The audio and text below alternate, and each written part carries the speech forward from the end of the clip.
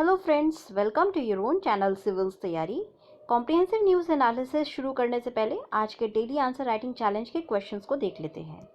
पहला क्वेश्चन है, interlinking of rivers to meet water demands in water deficit area is a policy that must be applied with utmost caution.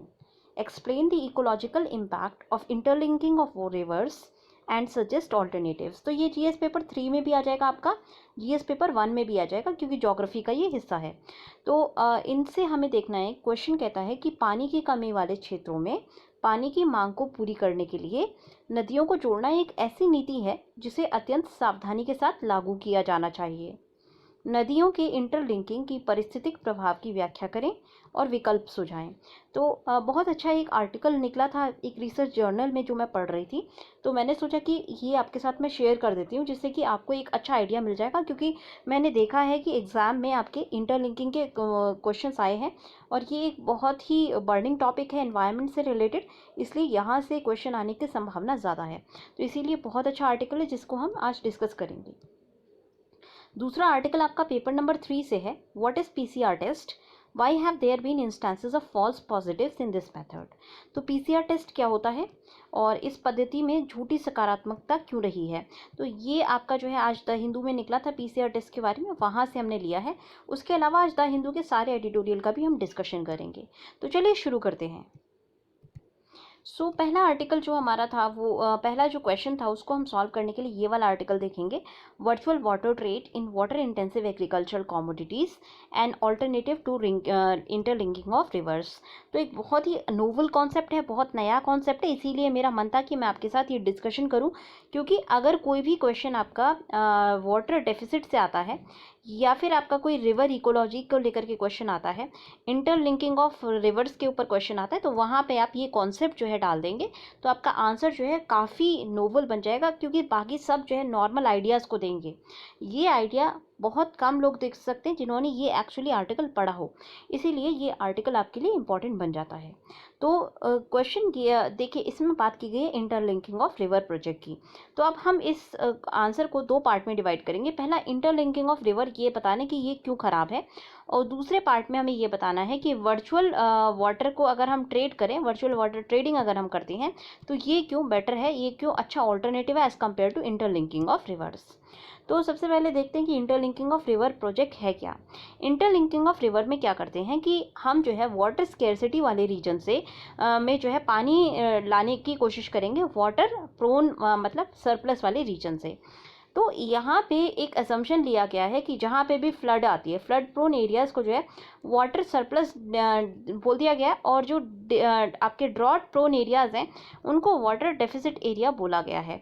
अब interlinking में क्या किया जाएगा, flood prone areas को water prone deficit area से जो है लिंक कर दिया जाएगा कैनाल्स के थ्रू, जिससे कि एक्सेस वाटर जो है वाटर डेफिसिट एरिया में जा सके। तो ऐसी जो लिंक्स हैं वो एम करती हैं कि हम फ्लड को भी मिटिगेट कर पाएंगे और ड्रॉट को भी मिटिगेट कर पाएंगे, दोनों हमारी आपदाएं होती हैं। तो फ्लड भी जो है हमारा अब हम काबू में कर पाएंगे और ड्रॉट भी हम काबू में कर पाएंगे। और ये जो है एनविसाज किया गया है पॉलिसी मेकर्स के द्वारा कि इससे एग्रीकल्चर प्रोडक्शन बढ़ेगा, क्योंकि इरिगेशन हो पाएगा, अवेलेबिलिटी हो पाएगी ड्रिंकिंग वाटर की और सैनिटेशन की उन एरियाज़ में जहाँ पे वाटर डेफिसिट है या वाटर की कमी है। उसके अलावा इंडस्ट्रियल डेवलपमेंट भी हो पाएगा।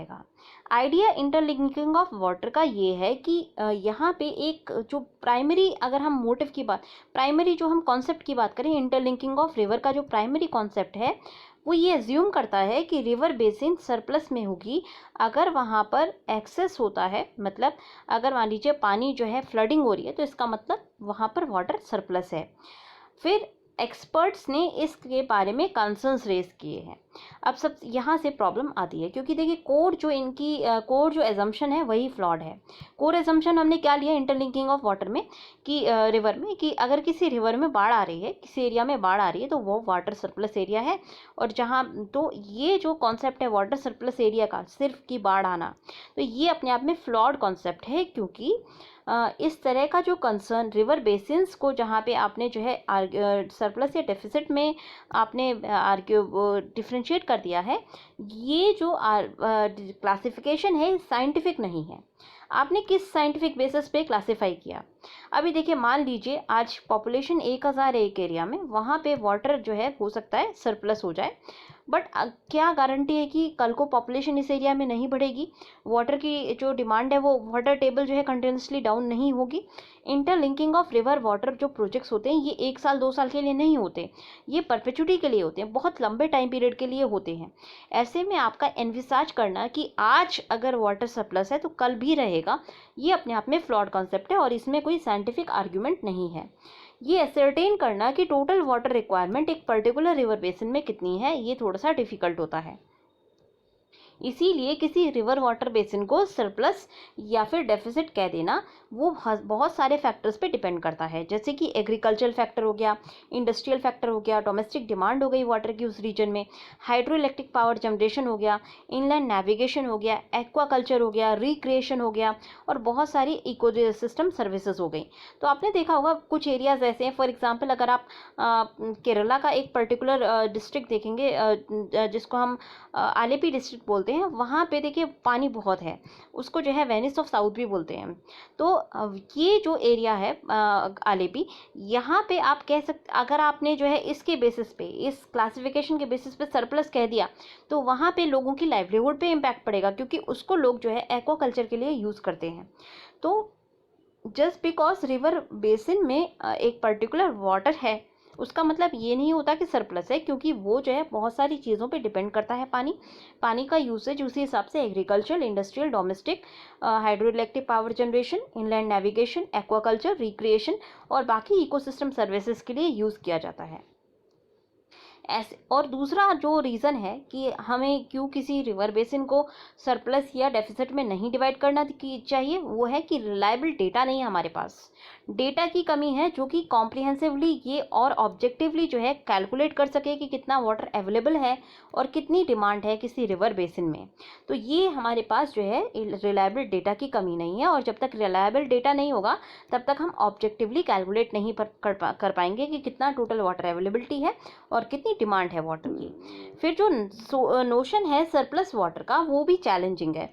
क्यों? क्योंकि हर पानी की हर बूंद वो कोई ना कोई इकोलॉजिकल सर्विसेज हर वक्त देती है। तो इस वजह से आप ये नहीं कह सकते कि वाटर सरप्लस है।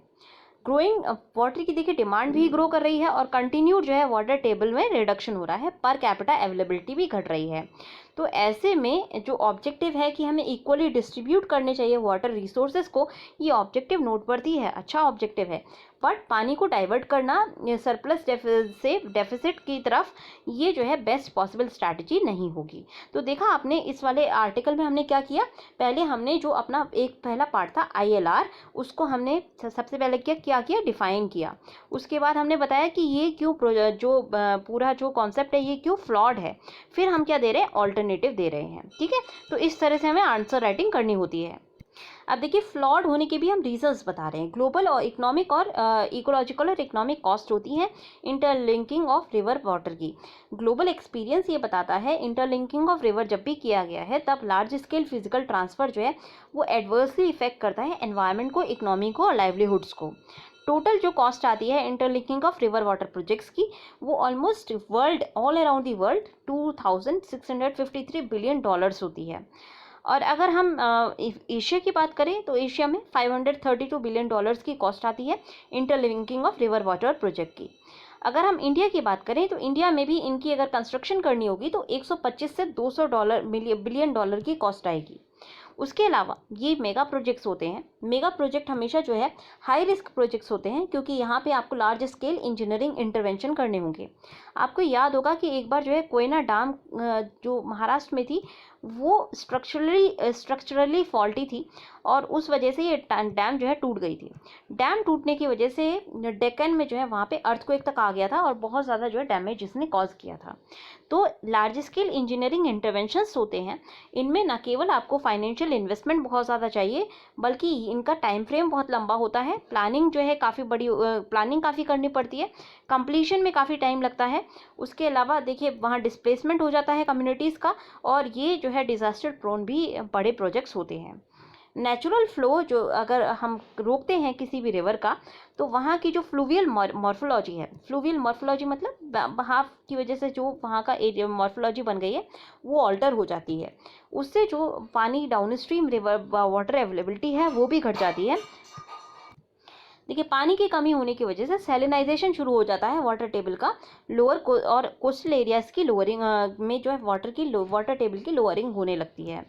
ग्रेजुअली जो है अरल सी को हमने देखा है कि वो श्रिंक हो गई, और ये एक प्रोमिनेंट एग्जांपल है कि किस तरह से एडवर्स जो इंजीनियरिंग इंटरवेंशंस होते हैं वो नेचुरल कोर्स ऑफ रिवर को एडवर्सली अफेक्ट करते हैं। केन बेतवा लिंक प्रोजेक्ट जो है इंडिया का, उसमें एक मेजर रोड ब्लॉक इसलिए हिट किया था क्योंकि बहुत सारे सोशल और इन्वायरमेंटल कंसर्न्स थे, जिस वजह से प्रोजेक्ट इकोनॉमिकली अनवायबल बन गया था, मतलब कि इकोनॉमिकली वो जो है सूटेबल नहीं था। डैम कंस्ट्रक्शन अगर हम केन रिवर पर करें, जैसे कि धुधान पर जैसे कि एक्सपेक्टेड था, वो पन्ना टाइगर रिजर्व को की बायोडाइवर्सिटी को एडवर्सली इफेक्ट करता और पन्ना टाइगर रिजर्व जो है सबमर्ज हो जाता। उसके अलावा अब रिवर का जो फ्लो है वो ऑब्स्ट्रक्ट होता, इससे जो है कम सेडिमेंटेशन होता डाउन स्ट्रीम में। फिर पूरा जो इंटर लिंकेज ऑफ वाटर है उसके लिए आपको प्लानिंग के लिए आपको जो है इंटरडिसिप्लिनरी अप्रोच चाहिए। आपको जो है ऐसे प्लानर्स चाहिए जिनको वाटर रिसोर्स मैनेजमेंट की जानकारी हो, जिनको जो कि इकोसिस्टम लाइवलीहुड लिंकेजेस को जो है समझें। उसके अलावा वो holistic eco hydrological view point को देखें और उसके साथ साथ वाटर रिसोर्सेज को मैनेज कर सकें। तो ये देखिए, यही आपका काम होगा एज अ पॉलिसी मेकर। आपके पास जो है, इसीलिए आप इतने सारे सब्जेक्ट पढ़ते हैं जैसे कि आप इंटरलिंकिंग कर सकें अलग अलग सब्जेक्ट्स की। तो देखिए, जो सप्लाई साइड इंटरवेंशंस है जैसे कि ट्रांसफर प्रोजेक्ट हो गया, ये सस्टेनेबल नहीं होंगे क्योंकि लिमिटेशंस होती है फाइनेंशियल कॉस्ट की, और प्रोजेक्ट के फाइनेंशियल कॉस्ट की लिमिटेशंस होती हैं। काफ़ी इंजीनियरिंग कॉम्प्लेक्सिटीज़ होती है इस तरह के वाटर लिंकिंग प्रोजेक्ट्स में, और इकोलॉजिकल प्रोसेसेस जैसे कि ग्लोबल हाइड्रोलॉजिकल साइकिल है वो एडवर्सली अफेक्ट होती है। इसीलिए डिमांड साइड जो मैनेजमेंट है वो हमें ज़्यादा करना चाहिए, जैसे कि हमें वाटर यूज़ की एफिशिएंसी हमें बढ़ानी होगी। उसके अलावा जो वाटर की प्राइसिंग है वो हमें थोड़ी सी प्रूडेंट और सस्टेनेबल रखनी होगी, जिससे कि हमारी जो वाटर वेस्टेज है वो कम हो। दूसरा एक जो एस्पेक्ट है, नया पर्सपेक्टिव है, वो है tradable and non tradable aspects of interlinking of rivers. तो नॉन ट्रेडेबल गुड्स या सर्विसेज वो होती हैं जिनका प्रोडक्शन और कंजम्पशन जो है एक ही प्लेस पर होता है, मतलब प्रोडक्शन जहाँ हुआ वहीं पे कंजम्पशन हो गया, तो इसको हम नॉन ट्रेडेबल गुड्स कहते हैं, मतलब आदान प्रदान नहीं हुआ गुड्स का, ऐसे गुड्स को हम नॉन ट्रेडेबल गुड्स कहते हैं। फ्लड और ड्रॉट मैनेजमेंट की अगर हम बात करें तो इसमें जो है हमारी सबसे बड़ी concern as a policy maker क्या होती है कि हमें जो है ड्रिंकिंग वाटर का एक्सेस प्रोवाइड करना होता है, सैनिटेशन जो है प्रोवाइड करना होता है। ये मेजर ऑब्जेक्टिव्स होते हैं जिनके लिए हमें वाटर रिसोर्सेज का मैनेजमेंट करना होता है इन सिटू, मतलब उस स्पेसिफिक साइट पर। तो ये जो है नॉन ट्रेडेबल कंपोनेंट्स हैं इंटरलिंकिंग ऑफ रिवर के। जब तक फिजिकल एक्सेस जो है वाटर का इंश्योर नहीं होता तब तक ये डिफ़िकल्ट होगा कि हम ड्रिंकिंग वाटर और सैनिटेशन फैसिलिटीज़ प्रोवाइड कर सकें। इसी तरह से फ्लड को मिटिगेट करने के लिए आपके पास प्लानिंग और इंटरवेंशन होनी चाहिए कि कहाँ पे फ्लड आएगा, कहाँ पर फ्लड आ सकता है। तो ऐसे आपके लिए पास जो है मॉडल्स होने चाहिए, अच्छे AI बेस्ड मॉडल्स होने चाहिए, वेदर मॉडल्स होने चाहिए, जिससे कि आप प्रेडिक्ट कर सकें कि किस एरिया में फ्लड आ सकता है। और इसीलिए ये जो नॉन ट्रेडेबल सर्विसेज हैं इंटरलिंकिंग ऑफ रिवर की, उनको भी हम इंश्योर कर सकते हैं ट्रेडिशनल और चीप मेथड से, जैसे कि हम वाटर कंजर्वेशन कर सकते हैं, वाटर मैनेजमेंट कर सकते हैं, जैसे हम रेन वाटर हार्वेस्टिंग कर सकते हैं पॉन्ड्स और लेक टैंक्स के थ्रू। बट अगर देखिए हमारा जो ऑब्जेक्टिव है वो पानी को ट्रांसफ़र करना है फिजिकली लंबे डिस्टेंसेस के लिए, इरिगेशन पर्पस के लिए ओनली, तो हम वर्चुअल वाटर एक पोटेंशियल ऑल्टरनेटिव है जिसको हम देख सकते हैं। इससे ना केवल पानी का इरिगेशन के लिए पानी की अवेलेबिलिटी बढ़ेगी, बल्कि हम जो है हाई यील्डिंग क्रॉप्स को ग्रो कर पाएंगे जिनके लिए इरिगेशन की कम रिक्वायरमेंट होती है। क्रॉप डाइवर्सिफिकेशन और जो है हमें हम कर पाएंगे रेन फेड एग्रीकल्चर में यील्ड की। तो वर्चुअल वाटर ऑल्टरनेटिव ये इसलिए एसेंशियल है क्योंकि यहाँ से हम एग्रीकल्चरल प्रोडक्ट्स काफ़ी ट्रेडेबल होते हैं, इसीलिए वर्चुअल वाटर ऑल्टरनेटिव एक बेटर ऑल्टरनेटिव है। जब गुड्स और सर्विस ट्रेड होती हैं इंटरनेशनली या डोमेस्टिकली, इसमें क्या होता है कि जो मूवमेंट है सभी फैक्टर ऑफ प्रोडक्शन का, जैसे कि water required to produce these products, ये भी मूव करता है। तो जो वाटर एम्बेडेड है इन कमोडिटीज़ में उसको हम वर्चुअल वाटर कहते हैं। तो मतलब हम अगर कमोडिटी ट्रेडिंग कर रहे हैं तो यहाँ से वाटर की भी मूवमेंट हो रही है, क्योंकि हमें जो वाटर की रिक्वायरमेंट है वो एग्रीकल्चर पर्पसेस के लिए चाहिए। तो अगर हम जो है एग्रीकल्चर कमोडिटीज़ की ट्रेडिंग कर रहे हैं तो वहाँ से एम्बेडेड वाटर भी उनके अंदर मूव कर रहा है, और इसको जो है हम वर्चुअल वाटर कहते हैं। वर्चुअल वाटर को अगर हम ट्रेड करें, मतलब एग्रीकल्चर कमोडिटीज़ को ट्रेड करें, तो इन्हीं को जो है हम वर्चुअल वाटर ट्रेडिंग कहते हैं। ये कॉन्सेप्ट जो है टोनी एलन के द्वारा बताया गया था, जहाँ पर इंपोर्ट किया जाता है वाटर इंटेंसिव प्रोडक्ट्स को एरिड और सेमी एरिड रीजन्स में मिडिल ईस्ट और नॉर्थ अफ्रीका के। वर्चुअल वाटर ट्रेडिंग के फाउंडेशन है कंपैरेटिव एडवांटेज में, जो कि प्रोपाउंड किया गया था डेविड रिकार्डो के द्वारा। काफ़ी जो है आपके बड़े इकोनॉमिस्ट थे, उन्होंने जो है ये कॉन्सेप्ट को कंपैरेटिव एडवांटेज के कॉन्सेप्ट को बताया था इकोनॉमिक्स में। अगर मान लीजिए कोई कंट्री या रीजन एक particular commodity relatively cheaper cost per produce कर सकती है, तो उसके पास कंपैरेटिव एडवांटेज होती है उस प्रोडक्ट की। कंपैरेटिव एडवांटेज के लिए क्या होना चाहिए, आपके पास अवेलेबिलिटी होनी चाहिए फैक्टर ऑफ प्रोडक्शन की। फॉर एग्जांपल, अगर एक रीजन में बहुत अच्छी लेबर रिसोर्सेज हैं तो इसके पास कंपैरेटिव एडवांटेज है लेबर इंटेंसिव गुड्स की, और ये जो है एंगेज कर सकता है एक्सपोर्ट इन मतलब ये एक्सपोर्ट कर सकता है इन गुड्स की। सिमिलरली, कोई वाटर एबंडेंट रीजन है तो इसके पास जो है ये इसके पास पोटेंशियल है कि ये वाटर को एक्सपोर्ट कर सकता है थ्रू वाटर इंटेंसिव प्रोडक्ट्स, और इसीलिए ये वर्चुअल वाटर ट्रेडिंग के लिए कंट्रीब्यूट कर सकता है। वाटर स्केर्स रीजन, जहाँ पर कंस्ट्रेन है प्रोडक्शन और एग्रीकल्चर कमोडिटीज़ की, जैसे कि फूड ग्रेन्स की, तो स्पेसिफिकली लीन सीजन के टाइम, तो इन ऐसे केसेस में वर्चुअल वाटर ट्रेडिंग जो है एक इम्पॉर्टेंट रोल प्ले कर सकता है as an alternative to water required for agriculture. तो एग्रीकल्चर की जगह आप क्या करें, इन प्रोडक्ट्स को जो है यहाँ पर ट्रेड कर लें, इंपोर्ट कर लें, तो इससे आपकी जो वाटर रिक्वायरमेंट है एग्रीकल्चर के लिए वो कम हो जाएगी। तो यहाँ पे ये सजेस्ट किया जा रहा है कि instead of giving water to these areas, जहाँ पे सिर्फ एग्रीकल्चर के लिए वाटर देने से की बजाय आप क्या करें, आप जो है स्केर्स वाटर रिसोर्सेज को की ऑप्टिमाइजेशन करें, और जहाँ जो एग्रीकल्चर सेक्टर है ये हमारा 78% वाटर यूसेज के लिए कंट्रीब्यूट करता है इंडिया में। तो आप क्या कर सकते हैं, वाटर जो आपके स्ट्रेस्ड एरियाज़ हैं वहाँ पे आप ऑप्टिमाइज़ कीजिए, जो भी हमारे वाटर रिसोर्सेज हैं उनका ऑप्टिमाइजेशन कीजिए। उसके अलावा और हम क्या कर सकते हैं, जो एग्रीकल्चर प्रोडक्ट्स हैं जो हमारे काफ़ी वाटर इंटेंसिव है उनकी हम ट्रेडिंग कर सकते हैं। देखिए, एनालिसिस जब की गई है वर्चुअल वाटर कंटेंट की, सो कुछ वाटर इंटेंसिव एग्रीकल्चर प्रोडक्ट्स जो कि सब रीजन्स इंडिया के सब रीजन्स में और चाइना के सब रीजन्स में ट्रेड किए जाते हैं, उन्होंने रिवील किया है कि कंपैरेटिव एडवांटेज का जो नोशन है उसके अंदर कुछ एक्सेप्शंस हैं। फॉर एग्जांपल, जब inter state virtual water trading specially food grains में की जाती है तो वहाँ पे एक अनसस्टेनेबल पैटर्न देखा गया है वाटर यूसेज का इंडिया के कुछ पार्ट्स में, जैसे पंजाब और हरियाणा में। ये जो है आपके बहुत ज़्यादा वाटर स्ट्रेस रीजन्स हैं इंडिया में, फिर भी ये जो है majority water intensive food grains की ट्रेड करते हैं वाटर स्ट्रेस स्टेट्स जैसे कि महाराष्ट्र, तमिलनाडु को। तो फूड ग्रेन्स एक्सपोर्ट होते हैं पंजाब और हरियाणा से उन स्टेट्स में जिनके पास ज़्यादा फेवरेबल एग्रो क्लाइमेटिक कंडीशन है और अच्छा वाटर एनवायरनमेंट है, जिससे कि कल्टीवेशन की जा सकती है फूड ग्रेन्स की, जैसे असम हो गया या नॉर्थ ईस्ट के स्टेट्स हो गए। तो ये जो परवर्स डायरेक्शन है, मतलब कि यहाँ पे आप देखिए ये जो डायरेक्शन है ना फूड के ट्रेड की, ये सही डायरेक्शन नहीं है। तो inter state water virtual water trade India के अंदर इससे जो है ये डायरेक्शन सही नहीं है। इस वजह से क्या हुआ है कि वाटर स्केर्सिटी और ज़्यादा इंटेंसिफाई हो गई है। तो ये पेपर आर्ग्यू करता है आपका कि कुछ एरियाज जैसे पंजाब और हरियाणा, यहाँ पे ऑलरेडी वाटर स्ट्रेस है, यहाँ पे ऐसे जो है ग्रेन्स ग्रो किए जा रहे हैं जिनको वाटर की रिक्वायरमेंट ज़्यादा है। इससे क्या हुआ कि वाटर की जो स्केर्सिटी की प्रॉब्लम है वो और ज़्यादा फर्दर कंपाउंड हो गई है। जबकि आपके असम और नॉर्थ ईस्ट के रीजन जहाँ पे वाटर पोटेंशियल अच्छा है, यहाँ पे जो है फूड ग्रेन्स का प्रोडक्शन नहीं किया जा रहा ऑप्टिमली। इस वजह से यहाँ पे सरप्लस एक्सेसिव हो जाता है, फ्लडिंग ज़्यादा आती है और इन एरियाज़ में वाटर टेबल कंटिन्यूसली फॉल कर रही है।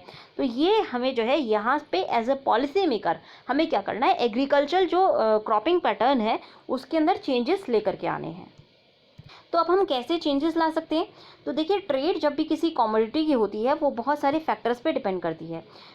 जैसे कि आपका ड्राइवर ऑफ ट्रेड हो गए regional differences, availability and productivity of land labour, available होना चाहिए लैंड लेबर, प्रोडक्टिव होना चाहिए लैंड लेबर, फिर नॉलेज होनी चाहिए, कैपिटल होना चाहिए सेक्टर्स में। तो ये डिफरेंसेस जो हैं इनको सप्लीमेंट किया जाता है इनपुट ऑफ सब्सिडी पॉलिसीज़ के थ्रू।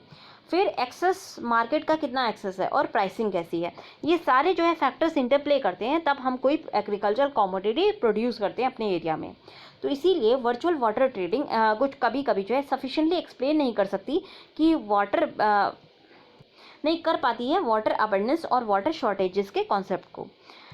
अब अगर हम बात करें चाइना की, तो चाइना में भी इसी तरह की प्रॉब्लम्स देखने को मिलती हैं। तो ये जो ट्रेंड है जहाँ पे unsustainable inter trade virtual water trade हो रही है, इसको ऑल्टर करना चाहिए। प्राइसिंग और टेक्नोलॉजी जो है ये एक मीन्स है जिससे हम लोकल वाटर का यूसेज और एफिशिएंसी बढ़ा सकते हैं। इमर्जिंग जो पैराडिग्म है, ये जो चेंजेस आ रहे हैं, ये जो एक इकोलॉजिकल प्रॉब्लम्स हैं, यहाँ पे ऑप्टिमल यूसेज जो है वाटर रिसोर्सेज का मैंडेटरी होना है। और ऐसे में हम प्रायोरिटाइजेशन कर सकते हैं अपनी अलग अलग नीड्स का और डिमांड्स का वाटर के लिए। हमें देखना है कि इकोसिस्टम नीड्स क्या है और उसके बेसिस पर भी हमें वाटर की अवेलेबिलिटी बढ़ानी है। Virtual water trade relatively high to low water productivity regions में होनी चाहिए और इससे जो है हमारी रियल वाटर सेविंग हो पाएंगी। इसीलिए बेस्ट ये होगा कि वर्चुअल वाटर अकाउंटिंग की जाए, नेशनल और रीजनल वाटर की, उसके अलावा एग्रीकल्चर पॉलिसी एनालिसिस की जाए और इन दोनों को इंटीग्रेट करके तब एक जो है हम होलिस्टिक पॉलिसी जो है डिज़ाइन करनी होगी एग्रीकल्चर की। एग्रीकल्चर पॉलिसी जो अभी तक हम फॉलो कर रहे हैं काफ़ी आउटडेटेड है, साइंटिफिकली बेस्ड नहीं है। तो अब हमें क्या करना है, हमें साइंटिफिक एग्रीकल्चर पॉलिसी बनानी है जो कि दो चीज़ों पर बेस्ड होनी चाहिए। यहाँ पे हमें क्या करना है, वर्चुअल वाटर अकाउंटिंग करें हम नेशनल और रीजनल वाटर की, एग्रीकल्चर पॉलिसी एनालिसिस करें, जो गैप्स हैं वो यहाँ से हम फिल करें। उसके बाद हम जो है एग्रीकल्चर कमोडिटीज़ उस एरिया में ज़्यादा प्रोड्यूस करें as per their agro climatic zone. जैसा एग्रीकल्चर क्लाइमेट है वैसे ही अगर हम एग्रीकल्चर प्रोडक्ट वहाँ पे प्रोड्यूस करेंगे, उससे हमारी जो वाटर का यूसेज है वो ऑप्टिमाइज़ हो पाएगा और वर्चुअल वाटर ट्रेडिंग जो है रिवर्स हो पाएगी। इससे जो है हमारी वाटर स्केर्सिटी और वाटर जो डेफिसिट है ये दोनों ही बैलेंस हो पाएंगे। तो ये एक बैलेंस जो है मेंटेन करेगा, इकोलॉजिकल सर्विस का काम करेगा, उसके अलावा जो है लेस आपका जो है डिवास्टेटिंग इम्पैक्ट क्रिएट करेगा। उसके अलावा ऐसे एरियाज़ जहाँ पे जो है वाटर सरप्लस भी है बट जो अंडर डेवलप्ड है वहाँ पे भी डेवलपमेंट हो पाएगा। सो गाइस, सेकंड क्वेश्चन को सॉल्व करने के लिए हम ये वाला आर्टिकल देखेंगे, PCR testing is a double edge sword. तो यहाँ पे देखिए क्या हुआ है, बैकग्राउंड क्या है। बैकग्राउंड ये है कि गवर्नमेंट ने SARS-CoV-2 के लिए पॉलीमरेज चेन रिएक्शन टेस्टिंग जो है अलाउ कर दी है प्राइवेट और पब्लिक गवर्नमेंट लेबोरेटरीज़ में। जनवरी में सिर्फ एक लेबोरेटरी थी, national institute of virology Pune, but आज जो है 1000 से ज़्यादा लेबोरेटरीज़ हैं। टेस्ट वैलिडिटी डिपेंड करती है कि कौन लेबोरेटरी की क्वालिटी कैसी है। मैकेनिज़्म जो है ये होना चाहिए कि इंश्योर कर पाएँ हम इंटरनल क्वालिटी कंट्रोल और एक्सटर्नल क्वालिटी असेसमेंट को, इसकी जो है अर्जेंट रिक्वायरमेंट है। अब हम पीसीआर टेस्ट की बात करें तो इसका बून या बेन ये है। पीसीआर टेस्टिंग में क्या होता है, बेसिकली पॉलीमरेज चेन रिएक्शन वो टेस्टिंग होती है।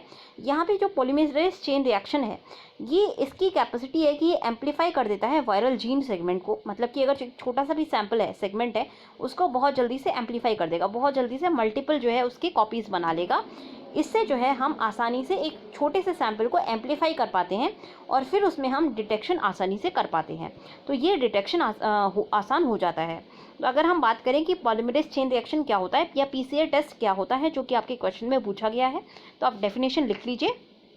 सो PCR test is a chain reaction in which DNA sample can be amplified to study a particular strain. तो हम DNA सैंपल को एम्पलीफाई करके कुछ पर्टिकुलर स्टडी अगर करते हैं तो उसको पीसीआर टेस्ट कहते हैं। अब देखिए ये एक टेस्ट, ये बून इसलिए है, बून मतलब ये अच्छी चीज़ इसलिए है क्योंकि ये एक्यूरेटली डिटेक्ट करता है किसी प्रेजेंस ऑफ वायरस की प्रेजेंस को, क्योंकि ये DNA को एक्यूरेटली डिटेक्ट कर लेता है। DNA अगर सैंपल है तो इसको हम जो है पॉजिटिव बोलेंगे, DNA का अगर सेगमेंट एक सैंपल में नहीं पाया जाता तो फिर वो नेगेटिव कहा जाएगा, इसीलिए ये बून है। बट ये बेन इसलिए है क्योंकि कई बार फॉल्स नेगेटिव और फॉल्स पॉजिटिव रिजल्ट भी आ जाते हैं। तो क्यों फॉल्स नेगेटिव या फॉल्स पॉजिटिव रिजल्ट आते हैं? सबसे पहली चीज़ है कि अगर आप प्रोटोकॉल्स को फॉलो करेंगे तो ये टेस्ट एक बून होता है, बिल्कुल सही यहाँ से आपको डायग्नोसिस मिलेगी। जब लेबोरेटरी जो है बहुत सारे सैंपल्स को फॉलो कर रही है, को हैंडल कर रही है, तो क्रॉस कंटामिनेशन जो है हमें अवॉइड करना चाहिए। सैंपल प्रिपरेशन या टेस्टिंग, जब भी हम टेस्टिंग के लिए सैंपल को प्रिपेयर कर रहे हैं, अगर ऐसे में एक भी जीन सेगमेंट ट्यूब के अंदर फॉल हो गया लेबोरेटरी एनवायरनमेंट से, तो वो एम्पलीफाई हो जाएगा और टेस्ट ट्यूब जो है पॉजिटिव टेस्ट होगी, और ये जो टेस्ट होगा ये फॉल्स पॉजिटिव कहलाएगा। इसीलिए यहाँ पे जो है हमें मेटिकुलस काफ़ी जो है अटेंशन देनी होगी प्रोटोकॉल को।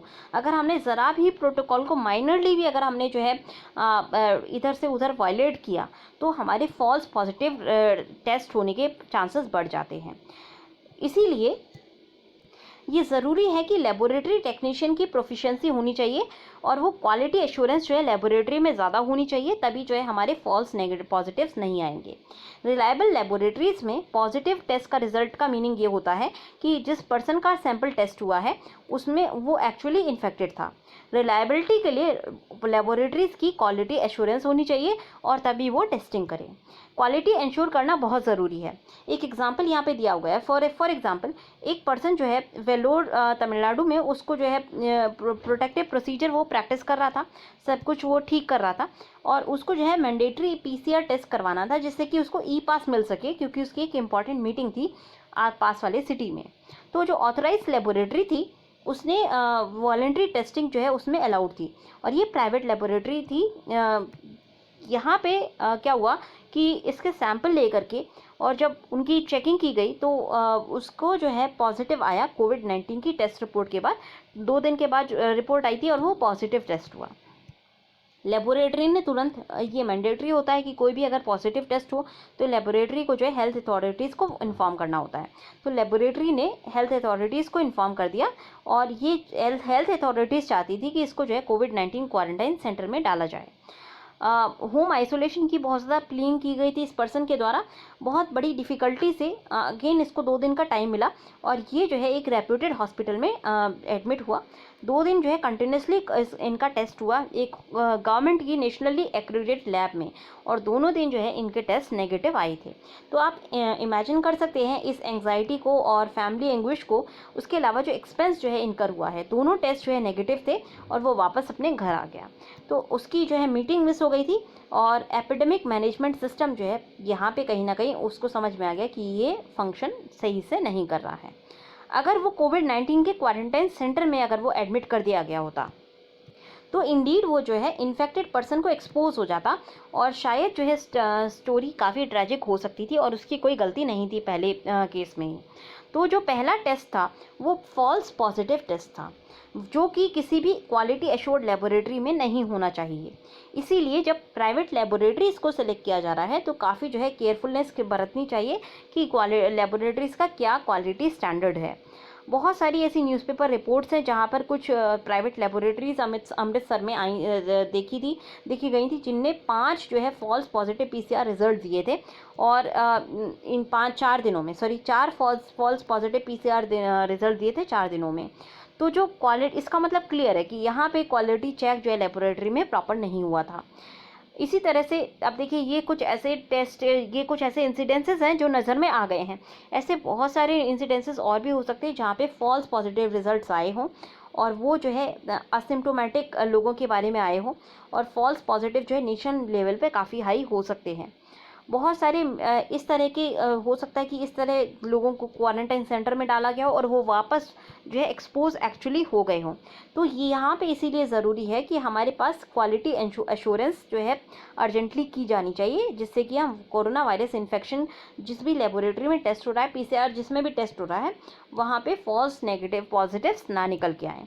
दूसरा एक चीज़ होती है फॉल्स नेगेटिव की। फॉल्स नेगेटिव का मतलब ये है कि एक्चुअली पर्सन इन्फेक्टेड है, पर जब हमने पीसीआर किया तो टेस्ट जो है वो पॉजिटिव नहीं आया, तो इसको हम फॉल्स नेगेटिव बोलते हैं। तो ये इसलिए होता है कि वायरल लोड जो है थ्रोट में कम होता है और फेरिंक्स में, नेज़ल और फेरिंक्स रीजन में ज़्यादा होता है। इसीलिए जब थ्रोट स्वैब लिए जाते हैं तो फॉल्सली नेगेटिव हो जाते हैं। 60% टेस्ट में वो फॉल्सली नेगेटिव शो करते हैं। और अगर आप नेसोफेरिंजियल स्वाब लेते हैं तो केवल 30% केसेस में वो नेगेटिव, फॉल्स नेगेटिव्स आते हैं। ऐसा जो है पब्लिश स्टडीज़ ने बताया है। अगर हमने सही से नेसल स्वाब नहीं लिया तो हम पूरी तरह से वायरस को मिस कर सकते हैं और टोटली आपका जो टेस्ट आएगा वो फॉल्स नेगेटिव टेस्ट आएगा। हाई फ्रीक्वेंसी फॉल्स नेगेटिव का मतलब ये है कि यहाँ पे एपिडेमिक का जो एस्टिमेशन है, मैग्नीट्यूड है, उसको अंडर एस्टिमेट किया गया है। ट्रेस्ड कॉन्टैक्ट अगर फॉल्स नेगेटिव टेस्ट करते हैं तो उनको तो क्वारंटाइन नहीं किया जाएगा और वो इससे क्या होता है कि वायरस को स्प्रेड कर सकते हैं। इससे जो एपिडेमिक है वो और ज़्यादा ऑगमेंट होता है, बढ़ जाता है।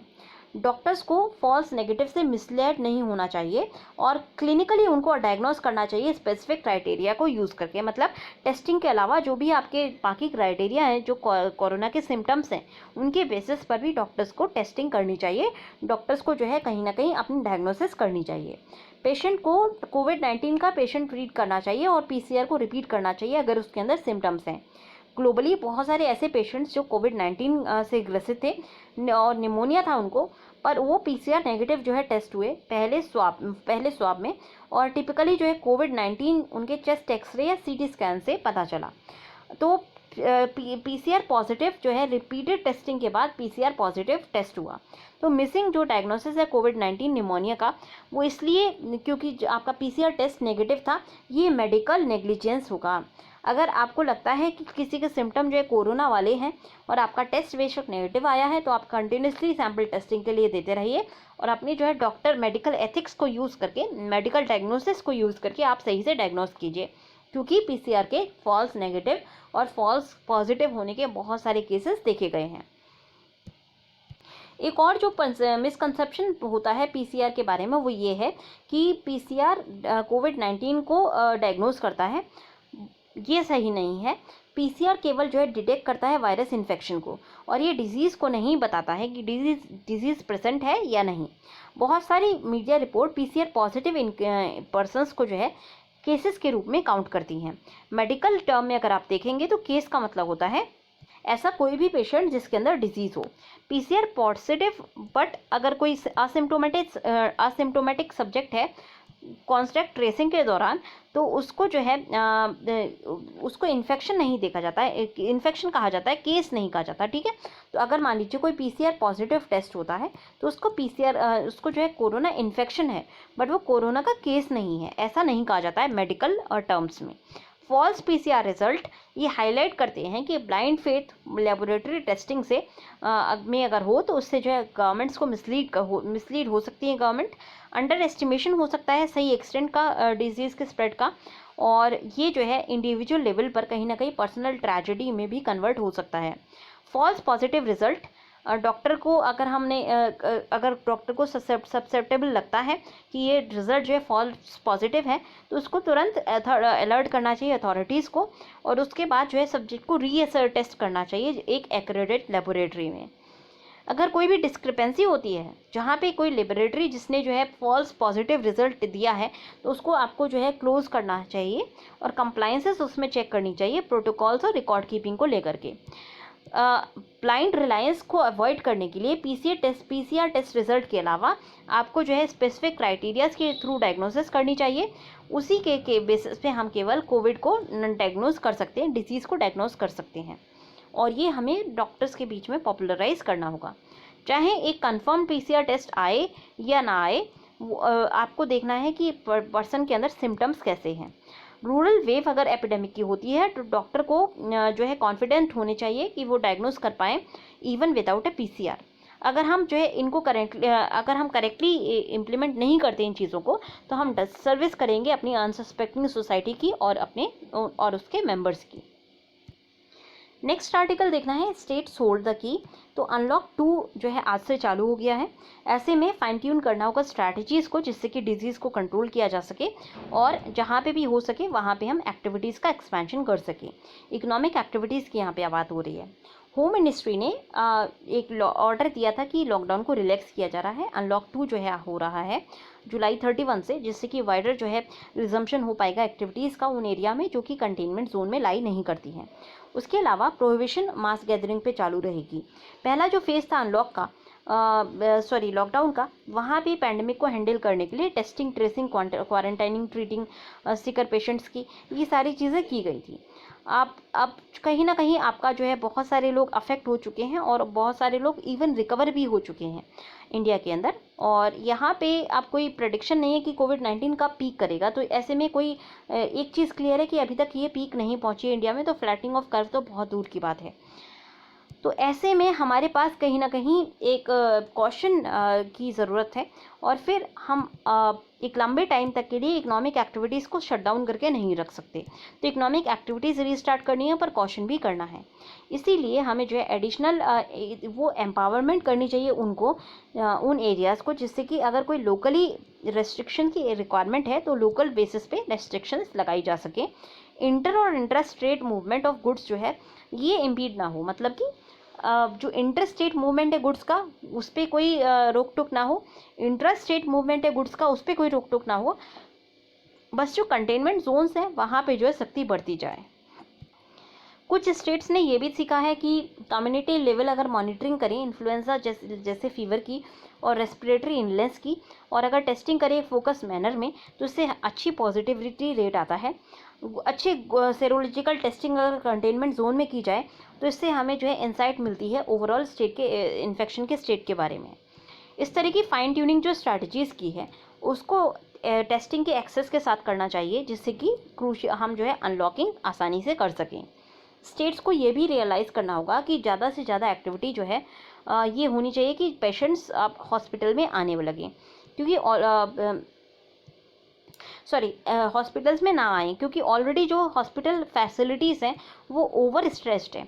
ऐसे में आपको ये देखना होगा कि टारगेटिंग की जाए, और जो आपके ऐसे असिम्प्टोमेटिक केसेस हैं जिनको हम घर पे डील कर सकते हैं उनको जो है घर तक ही सीमित रखा जाए।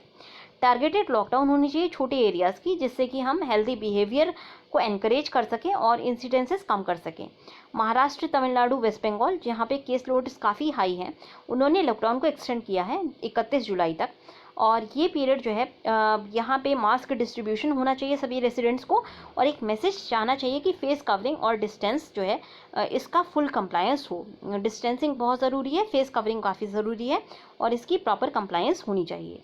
इन्फेक्शन को के स्प्रेड को अगर हमें कंट्रोल करना है तो उसके लिए हमें जो है अच्छे सिस्टम होने चाहिए इमरजेंसी डोमेस्टिक ट्रैवल को लेकर के, और इनवर्ड और आउटवर्ड मूवमेंट जो भी स्टैंडर्ड इंडिविजुअल्स का हो वो हमें फैसिलिटेट करना है। बहुत सारे सीनियर सिटीजन्स जो कि बाहर फंसे हुए हैं, अब्रॉड फंसे हुए हैं, और उनके पास हेल्थ केयर और ड्रग्स नहीं है पेंडेमिक की वजह से, जैसे कि यूएस के वर्कर्स, वो भी बहुत जो है कंट्रीज़ में ट्रैप्ड हैं। इंडिया के अंदर जो है एड काम नहीं कर रही है, तो ऐसे में ये सारी चीज़ें हमें जो है मॉडिफाई करनी होंगी। Electronic equipment non essential unavailable जो है ई कॉमर्स चैनल पे, और जहाँ पे जो है डिलीवरी रिस्ट्रिक्शंस हैं वो हटानी होंगी, जिससे कि जो सीनियर सिटीजन्स हैं वहाँ तक चीज़ें पहुँच सकें। सेल्फ सर्टिफिकेशन बैंक अकाउंट का ये जो है नया इस फिनेंशियल ईयर में सेल्फ सर्टिफिकेशन होना चाहिए। अब बहुत सारे ऐसे होता है ना कि जो आप जीवित प्रमाण पत्र मांगते हैं, स्पेशली सीनियर सिटीज़न को कोई भी बेनिफिट मिलना है तो उसके लिए, तो ये इस वक्त के लिए आप हटा दें, जिससे कि सीनियर सिटीजन्स की लाइफ जो है प्रोटेक्ट रह सके, क्योंकि वो ससेप्टेबल भी ज़्यादा होते हैं। तो ऐसे में हम सेल्फ सर्टिफिकेशन अलाउ कर सकते हैं। और उसके अलावा जो प्रोविज़न है फूड ग्रेन का, ये एक अच्छी चीज़ है, जहाँ पे 5 महीने के लिए और जो है प्रोविज़न फूड ग्रेन का एक्सटेंड किया गया है। ये उसके अलावा एक और जो अब हमारे सामने एक बड़ा टास्क है वो है कि इन्फेक्शन का रेट्स जो है हमें कम करना है और डेथ रेट कम करना है। तो एक ये बहुत बड़ा टास्क है। डेथ का जो टॉल है ये कंटिन्यूसली बढ़ता जा रहा है, तो यहाँ पे हमें जो है डेथ का टॉल जो है कम करना है, जिससे कि हम अपनी जो मोर्टेलिटी मॉर्बिडिटी है इस सबको हम रिड्यूस कर सकें। सो नेक्स्ट आर्टिकल आपका है in ending the stand off magnanimity must prevail. तो ये कहीं ना कहीं आपका जो आर्टिकल है अगेन इंडिया चाइना से रिलेटेड है। बहुत सारे आर्टिकल्स हम इंडिया चाइना पे कर चुके हैं, और बहुत सारे बेसिस पे हम इसको डाइसेक्ट कर चुके हैं, इसीलिए इसको आज मैं नहीं देख रही हूँ। इसको हाईलाइट करके मैंने चैनल पे डाला हुआ है। अगर आपको नीड होगी तो इसका डिस्कशन जो है करने के लिए एक अलग से चाइना के इशू पे मैं वीडियो बना दूंगी, तो आप जो है कमेंट सेक्शन में डाल दें। मैं वेट कर रही हूँ कि थोड़ा सा और चाइना का इशू जो है वो और सामने आए, तो इसके बाद जो है एक फुल फ्लेजेड वीडियो बनाया जाए, क्योंकि इनकम्प्लीट इन्फॉर्मेशन देने से कोई फ़ायदा नहीं है। मेंस में अभी टाइम है, इसीलिए मैं थोड़ा सा वेट कर रही हूँ, इसीलिए मैंने एक होलिस्टिक वीडियो इंडिया चाइना के इश्यूज़ पे नहीं बनाया है। फिर भी बैकग्राउंड हमने बहुत अच्छे से कवर किया हुआ है, माइंड मैप भी इसका बना के दिया हुआ है, पहले आप चैनल पे देख सकते हैं। तो आज के डिस्कशन में इतना ही। अगर आपको पसंद आया हो तो लाइक करना ना भूलें। Thanks a lot and have a good day.